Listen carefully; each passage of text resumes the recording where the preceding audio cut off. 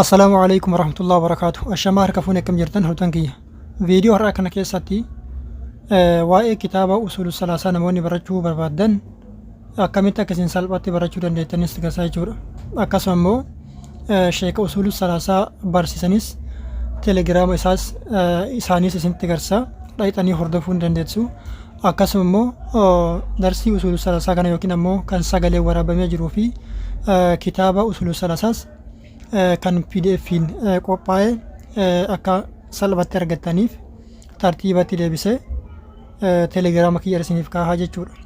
Garuu sagalicha kiyyaa miti kan waraabame yookiin immoo kitaaba usulul salaasaa kana namni waraabee gadhiise anaa miti. Tartiibatti deebisuudhaaf malee telegiraama ittiin guddifachuuf miti kan achumatti hubadhaa isin jedha. Kanaaf sheeka bira yoo deemtanii achirratti daawwattan achirratti tartiibaan argachuudha dhabuu dandeettan jechuudha. Telegiraamni achirratti telegiraama isaan irratti darsiilee garaagaraatu gidduun dhufa. Darsiilee garaagaraa gidduun dhufu kana keessaa barbaaddanii akkasitti argattu jechuudha. Kanaaf yan ammoo tartiibatti deebisee akkaataa isaan tartiibaan qaraasaniin sagalee isaanii wajjin kitaaba banattanii biratti wal bira qabdanii hordofuu akkasiin itti dandeettanitti isiniif qopheessee jira jechuudha. Kanaaf kitaaba kana daawwadhaatii irraa baradhaa isin jedha. Telegiraamicha liinkii achirra isin kaa'aa telegiraamicha irraa liinkii argattu. Kitaabicha kana ammoo haala kanatti barraa'ee jira jechuudha. Kitaabichi akkuma isin agartan haala kanatti kitaaba haala kanatti barraa'e fakkeenyaaf jalqabarraa asirra ilam rahimakallahu kan jedhu kanarraa eegalee hanga asii fakkeenyaaf فعسى فرعون الرسول فأخذناه أخذا وبيلا يدو جرهنتي ودابان فكينيا في أسيتي ملتو أدى يوكين أمو بكا اتدابان وي بريفما أدى برستاني أسيتي ملتو ماركي بكتي دابان أكا بودا غافت ديبتان يوكين أمو درسي لما فرط يرو تديبتاني بكا والحركة والكيس سنجلا ينبنى يجودا أكا والكيس سنجلا ينبنى bakkanatti mallattoo addaa godhatanii deebitanii sirraa itti fufiinsaan akkasitti bifa kanaan hordofuu dandeettu jechuudha. As kan pdfin qophaa'e kanaa jechuudha. Kanaaf nootii warroonni qabdan nootii buufadhaati appilikeeshinii nootii jedhuun isa kana warroonni ammoo pdf qabdanis gara pdftiin kallattiidhumaan pdf keessanirratti banuu dandeettu. Akkasuma immoo google drive keessanirrattis banuu dandeettu. Google dokumentii irrattis banuu dandeettu jechuudha. Garuu irraa iiziin isiniif salphaa jechuudha. Irraa isiniif salphaan nootii yoo buufattan bareedaa isiniin jedha.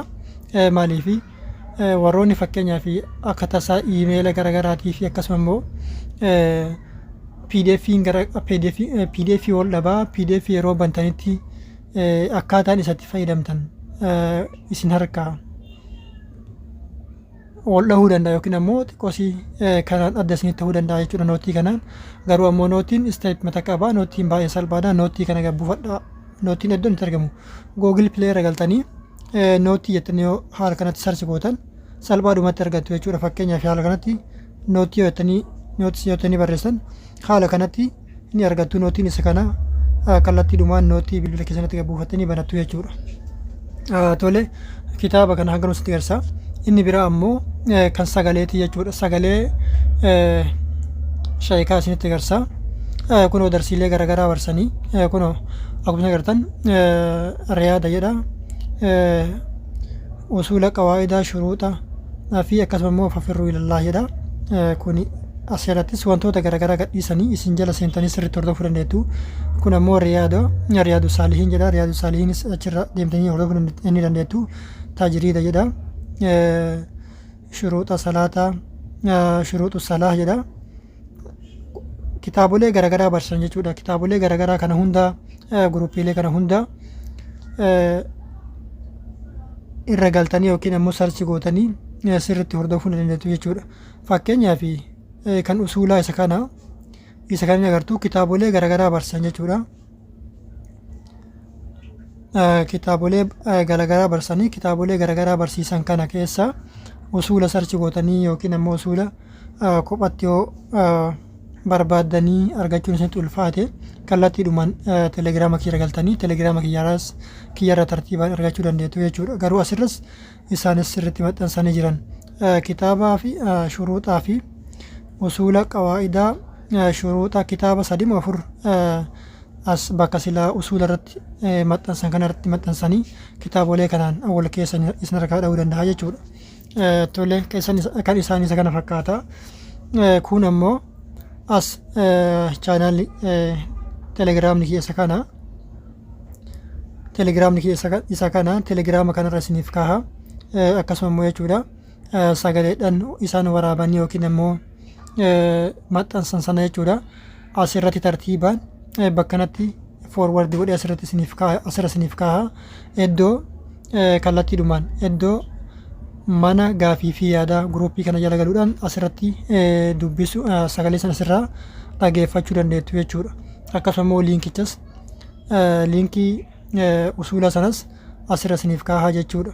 Sagalee sana salphaadhumatti ammoo akkaataan isinitti dhuftanii argattan maal gootu iddoo koomantii jedhu yookiin ammoo as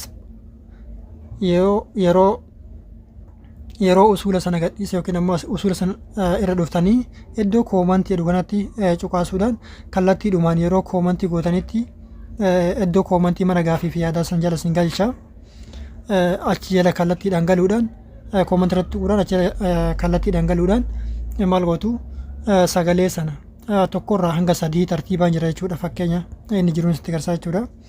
Is kunoo tokko lama sadi afur shan jaha torba jedhee hanga torbaatti lakkaa'amee jira jechuudha.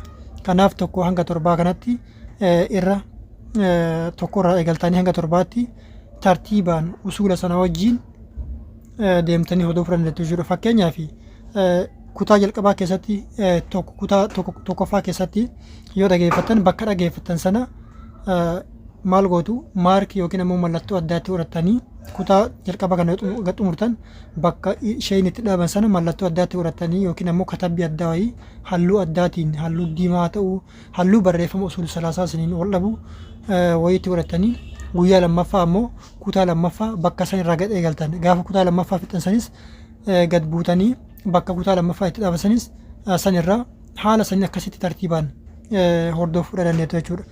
Kanaaf usul salaasaa nootii yookiin ammoo bifa nootii PDF'n qophaa'e kana isiniif filadhee isiniif dhiyeessa jechuudha. Egaa hordoftoota jechuudha isiniif galanii hubattan jedhee yaada. Viidiyoon kun yoo isin gammachiise laayik godhaa hiriyoottan keessaniif qooda. Gaafii fi yaada qabdan koomantii irratti naaf katabaa waan daawwattaniif galatoomaa yeroo gaarii qabaadhaa nagaatti.